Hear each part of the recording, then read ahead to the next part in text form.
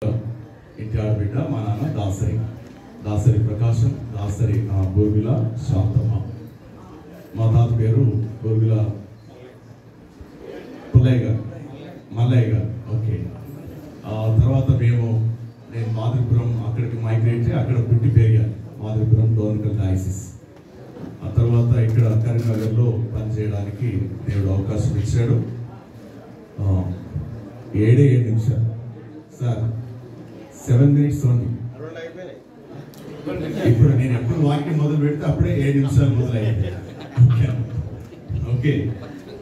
ఎందుకంటే మీరు అందరూ ట్రిబ్యూట్స్ చెప్పమంటే వాక్యం చెప్పారు. ఇక ఐగన్లు ఏం వాక్యం చెప్తారు, చెప్పడానికి ఏముండదు కదా. రైట్. కాబట్టి మీరు ఏమి కంగారు పడకండి, ఎక్కువసేపు లేకుండా మీ అందరూ చెప్తున్న దాన్ని బట్టి ప్రసంగి గ్రంథం 7వ అధ్యాయం 1వ వచనంలో ఒక మాట ఉంది. ప్రసంగి గ్రంథము 7వ అధ్యాయం 1వ వచనం, సుగంధ తైలం కంటే మంచి పేరు ఒకరి జన్మదినం కంటే మరణ దినమే మేలు.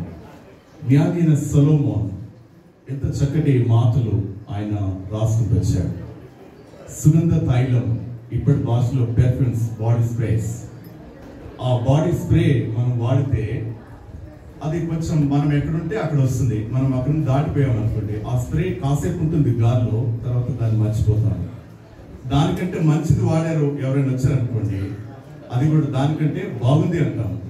కానీ మంచి పేరు తరము వెంబడి తరము ఉండిపోతున్నాను. మంచి పేరు. రెండవది, ఆ పేరు మనిషి లేకపోయినా ఆ పేరు నిలిచిపోతుంది. తరం వెంబడి తరం. వారు లేరు కానీ తరాలు, వారు పనిచేసిన సంఘాల్లో ఆయన పేరుంది, మనిషి లేడు. ఇప్పుడున్న తరము వారెవరో తెలియదు, కానీ ఆయన పేరు వింటున్నారు. ఆయన పేరు ఈరోజు సూర్యాపేటలో ఆ సిఎస్ఐ సెయింట్ పీటర్ చర్చ్, ఆ సంఘము ఐక్యంగా నిలబడడానికి వారే కారణం. ఇప్పుడున్న జనరల్ మీరు ఎవరు చెప్పలేదు ఆ మాట, నేను చెప్తున్నాను. ఆనాడు రెవరెండ్ వెంకటరత్నం అయ్య గారు ట్రాన్స్ఫర్ అవ్వక ముందు ఉన్నటువంటి పరిస్థితుల్లో సంఘం 2 అయిపోయింది. సంఘం విడిపోయి వేరే ఇంట్లో ఆరాధన జరుగుతున్నాయి. ఆ సమయంలో వారు ఎప్పుడైతే అక్కడ ట్రాన్స్ఫర్ చేయబడ్డారో, వైఆ దేవయ్య గారి సార్ వారి ఇంట్లో ప్రార్థన జరుగుతున్నప్పుడు వారితో అన్ని కుటుంబాలు ఎవరైతే దూరంగా ఉన్నారో వాళ్ళ దగ్గరికి వెళ్ళి మాట్లాడి, ఒక దినం ఆదివారం కమ్యూనిటీ సర్వీస్ ముందు వారు ఎక్కడైతే ఆరాధన చేస్తున్నారో ఆ ఇంటికి వెళ్ళి, నేను మీ అందరితో మాట్లాడాను, నేను నా దేవుని ఇంటికి వెళ్తున్నాను, మీరు కలిసి రండి అని పాట ఎత్తాడు.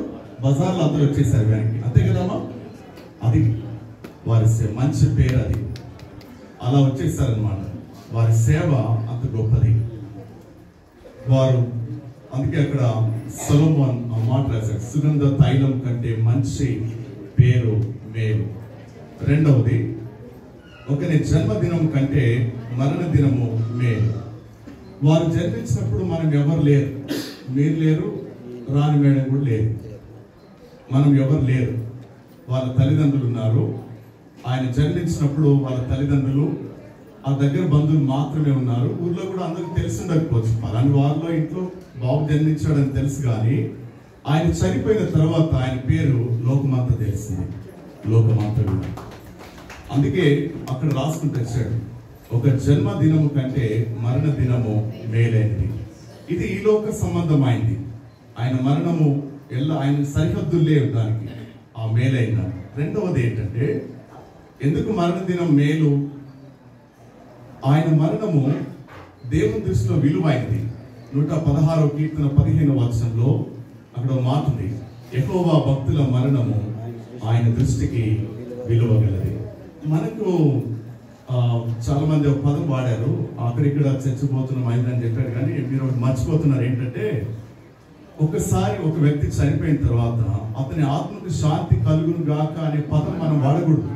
అది తప్పు, వాక్య విరుద్ధం అది.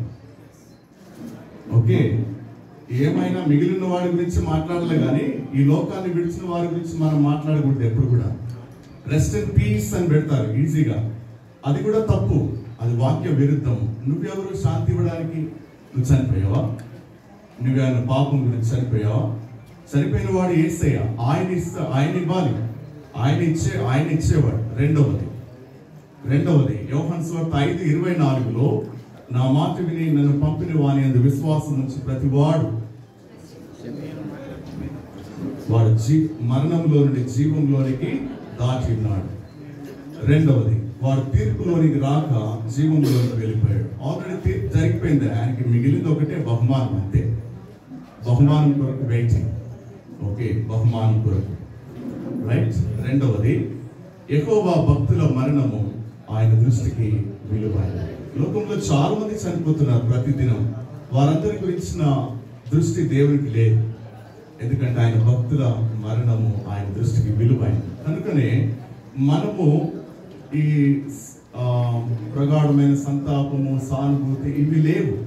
దేవుడు చాలా విలువైనదిగా చూస్తున్నాడు కాబట్టి మనం సంతోషించాలి. అందుకే ఇందాక వాక్యం మనం మొదటనే చదువుకున్నాము. యోహాను సువార్త 14వ అధ్యాయం 1వ వచనంలో మీకు చెప్పగలిగిన మాట, తమ్ముడు అడుగు చెప్పగలిగిన మాట ఏంటంటే, యేసుక్రీస్తు ప్రభువారు తాను శిలువ యాగములకు సిద్ధపడితే ముందుగా శిష్యులను సిద్ధపరుస్తున్నాడు. మొట్టమొదటి మాట, మీ హృదయమును కలవరపడనీయకుడి. దేవుని యందు విశ్వాసం ఉంచున్నారు, ఆయన కూడా మీరు విశ్వాసం ఉంచండి. నేను అక్కడికి వెళ్ళి స్థలము సిద్ధపరుస్తాను, మీకు స్థలము సిద్ధపరుస్తాను. ఆ మాట వారు నమ్మారు కనుకనే వారు అక్కడికి వెళ్ళారు. ఆ స్థలంలో ఉండడానికి మళ్ళీ సిద్ధపరిచారు. చివరిగా మీకు చెప్పాల్సిన మాట, మనమందరం కూడా హెబ్రీ పత్రిక 12వ అధ్యాయం మొదటి 3 వచనాల్లో అక్కడ ఒక మాట ఉంది. ఇంత గొప్ప సాక్షి సమూహము మేఘము వలె మనలను ఆవరించి ఉన్నందున మనం కూడా సులువుగా చిక్కులు పెట్టు ప్రతి పాపమును భారమును విడిచిపెట్టి. సులువుగా చిక్కులు పెట్టి పాపం అంటే అక్కడ అర్థం ఏంటంటే, ఒరిజినల్ గ్రీక్ పదము అపనమ్మకము. అంటే జీవితంలో అపనమ్మకం వచ్చే పరిస్థితులు వస్తాయి కనుక మనము ఎవరి వైపు చూడాలి? మన విశ్వాసములకు కర్త, దాన్ని కొనసాగించేవాడైనా యేసు వైపు చూడాలి. ఎందుకు ఆ పదం వాడాడు అక్కడంటే, హెబ్రీ గ్రంథం 11వ అధ్యాయంలో దాదాపు 33 మంది పైన విశ్వాస వీరులు, విశ్వాస వనితలు ఉన్నారు. వాళ్ళని చూస్తే అందులో వాళ్ళకి చాలా మంది బలహీనతలు చాలా ఉన్నాయి. కానీ వారు విశ్వాస వీరుల జాబితాలో ఉన్నారు. వీరందరూ ఎవరి యందు విశ్వాసం ఉంచారు? యేసులో విశ్వాసం ఉంచారు. కనుక ఆయన వైపే మనం చూడాలి. ఆయన వైపే. మనుషుల వైపు గొప్ప సేవ చేయొచ్చు, నేను చేయొచ్చు, మీరు చేయొచ్చు, ఎవరైనా చేయొచ్చు. కానీ మనం బలహీనమైన సమాజంలో పరిశుద్ధులుగా నివసించడానికి దేవుడు ఎన్నుకున్నాడు. కాబట్టి ఆ ఎన్నుకున్న దేవుని వైపు చూసి మన ఓపికతో ఈ పరుగు పందెంలో పరిగెత్తాలి. అక్కడ దేవుడు యేసయ్య దేవుని కుడి పార్శ్వమున కూర్చుని ఉన్నాడు. మనం ఒక దినం ఆయన కలుసుకోబోతున్నాం వారిని. కనుక సార్ మరియు మేడం గారు, చైతన్య, మీరు మీ తాతగారు కొనసాగించిన లెగసీని మీరు కొనసాగించారు. ఓకే, వారు బ్రతుకున్నప్పుడు గొప్ప సేవ చేశారు, నిర్మాణాలకు సహాయం చేశారు. ఇప్పుడు మీకు చివరికి ఒక మాట చెప్పి ఒక అప్పీల్, ఇది అప్లికేషన్ వీళ్ళకి.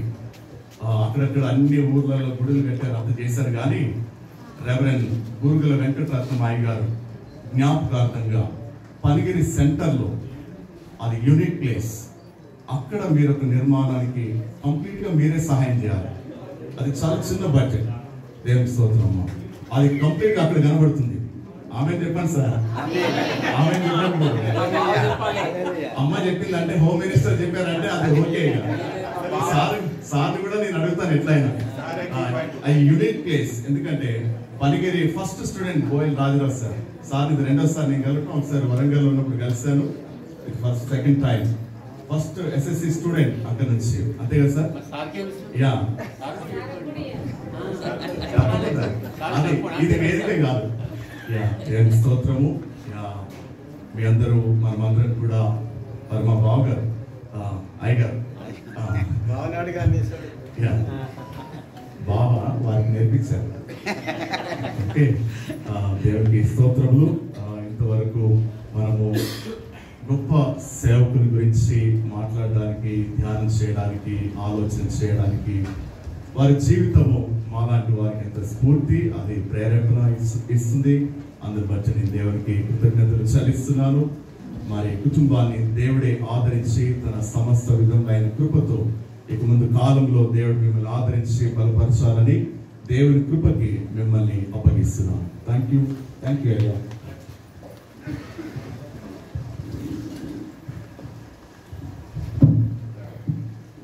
ప్రియులారా, మరి ఈ సమయంలో కుటుంబాన్ని ఉద్దేశించి మనందరినీ కూడా ఉద్దేశించి మంచి ఆదరణ వాక్కులు సందేశం అందించినటువంటి అయ్యగారు రెవరెండ్ పురుషోత్తమ అయ్యగారికి మన అందరి పక్షంగా కుటుంబ పక్షంగా ధన్యవాదాలు సమర్పిస్తున్నాం. థ్యాంక్ యూ అయ్యగారు. మరి ఒకనాడు రెవరెండ్ వెంకటరత్నం గురువుల వారిని కలుసుకుంటాము ప్రభు రెండవ రాకడలో అనే గొప్ప నిరీక్షణ కుటుంబం కలిగి ఉండాలని కూడా జ్ఞాపకం చేస్తున్నాను. మనందరం కూడా కలుసుకుంటాం. నాకు అప్పుడప్పుడు అనిపిస్తుంది, ఇక్కడ ఉన్న మనందరం మళ్ళీ అక్కడ కలుసుకుంటాం. మరి ఎట్లా కలుసుకుంటామో ఏం కాదు. ఇక్కడ ఒకరితో ఒకరు ఎట్లున్నారో మరి అక్కడ ఎక్కడ ఉంటాము అనేది కూడా ఇటువంటి సందర్భాల్లో జ్ఞాపకం చేస్తాం.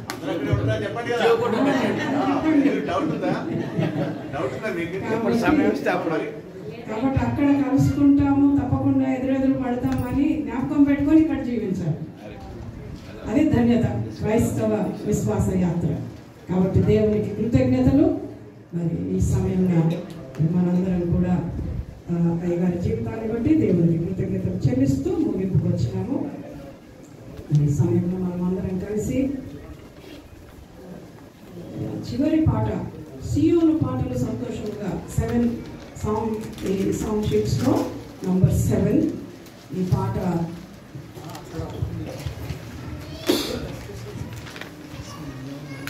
మొదటి 2 వచనాలు పాడదాము. 2వ వచనం పాడుతున్నప్పుడు కుటుంబ సభ్యులు ముందుకు రావాల్సిందిగా నేను కూర్చొని ముందుకు వచ్చినట్లయితే